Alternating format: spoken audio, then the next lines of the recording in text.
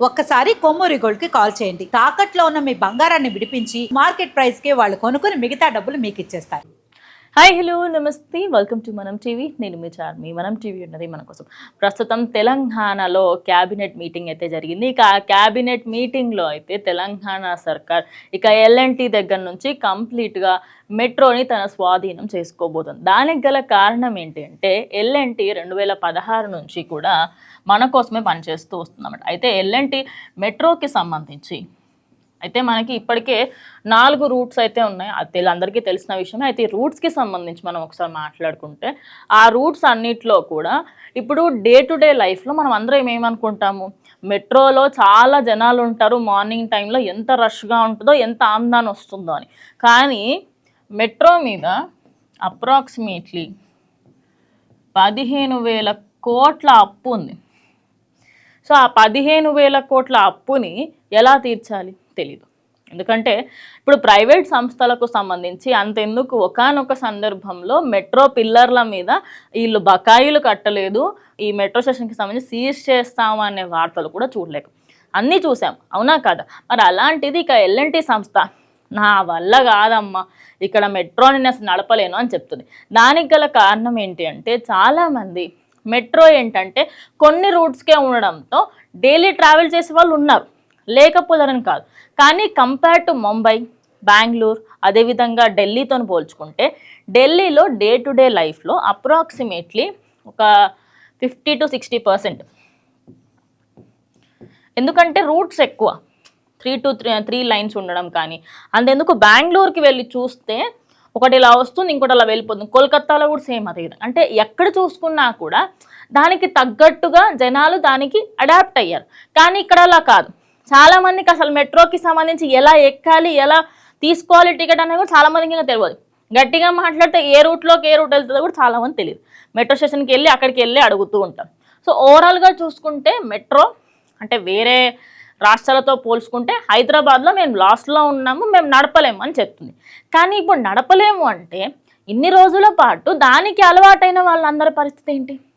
అదే.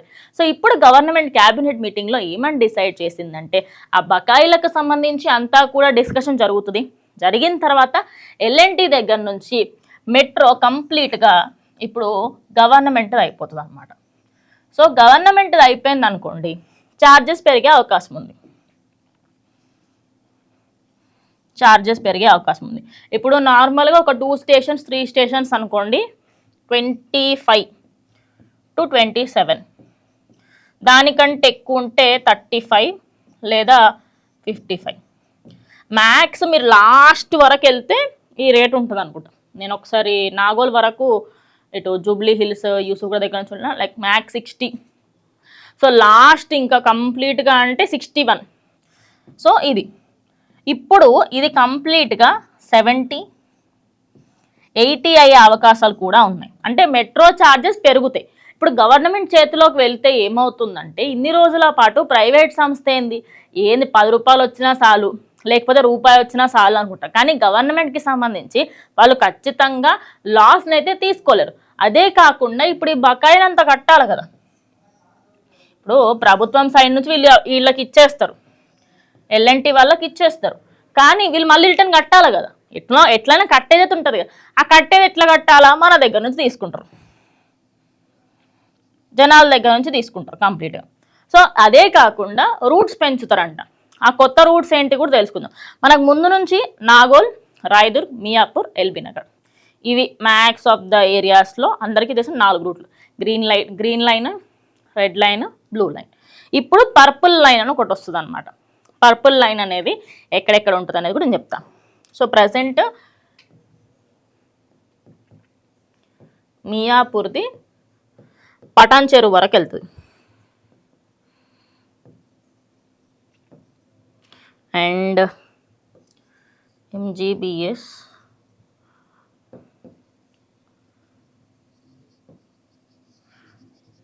చంద్రాయన్ గుట్ట ఒకటి, ఇంకోటి మనకి ఎల్బీ నగర్ది హిమాయత్ నగర్ వరకు, హయత్ నగర్ వరకు. అండ్ ఇందులో అందరికీ చాలా చాలా వెయిట్ చేస్తున్న మెట్రో జేబీఎస్ టు మేడ్చల్.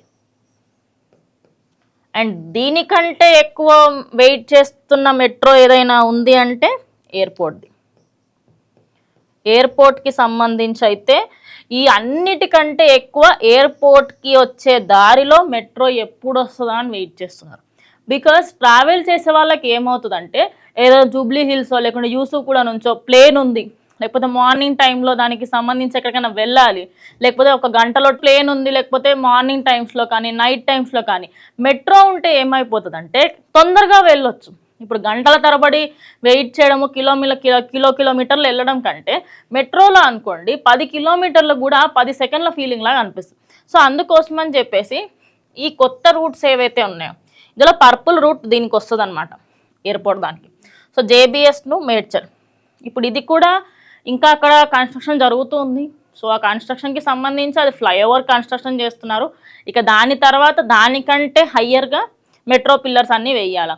మరి ఇప్పుడు దీనికి సంబంధించి ఏమైనా కొత్తగా స్టార్ట్ చేస్తారా లేదా అనేది బిగ్గెస్ట్ క్వశ్చన్. ఎందుకంటే ఒక 3 months back exactly December or November ఆ టైంలోనే ఇవన్నిటికీ సంబంధించి నోటీసులు వచ్చినాయి, ఖచ్చితంగా మెట్రోని పొడిగిస్తున్నారు అని. కానీ ఇప్పటివరకు దానికి సంబంధించి కొన్ని ప్లేసెస్లో ఇంకా అసలు పనే స్టార్ట్ అవ్వలేదు. మరి ఆ పని స్టార్ట్ అవ్వనప్పుడు మీరు ఒక 2 yearsలో దాన్ని ఇవ్వగలుగుతారా, ఇస్తారా లేదా అనేది ఒక బిగ్గెస్ట్ క్వశ్చన్ జనాలల్లో వస్తుంది. మరి ఇప్పుడు ఇక ఎల్ఎన్టీ కూడా చేతులు ఎత్తేసరికంటే ఇప్పుడు నిజంగా వస్తాయా రావా అనేది బిగ్గెస్ట్ క్వశ్చన్. సో ఖచ్చితంగా వస్తే మాత్రం ఆ ఏరియాలలో ఉన్న వాళ్ళకి ట్రాఫిక్ సమస్యలు తగ్గుతాయి.